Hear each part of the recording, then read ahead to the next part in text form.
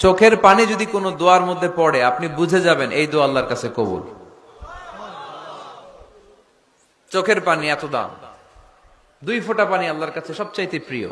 এক হচ্ছে জেহাদের ময়দানে শহীদের শরীর বেয়ে ঝরে পড়া রক্তের পানির ফোঁটা, দ্বিতীয়টা হলো অনুতপ্ত বান্দার চোখের পানির ফোঁটা। নিজের ভুলগুলো বুঝতে পেরে কেউ যখন কান্না করে আল্লাহর কাছে কাঁদে, তার চোখের পানি চোখ বেয়ে নাকের ডগা বেয়ে মাটিতে পড়ার আগেই ওই ক্রন্দনরত বান্দার জীবনের সব গুণ আল্লাহ মাফ করে দেয়। এজন্য কান্নার কোনো বিকল্প নাই, কাঁদতে হবে, কাঁদলেই ক্ষমা পাওয়া যাবে।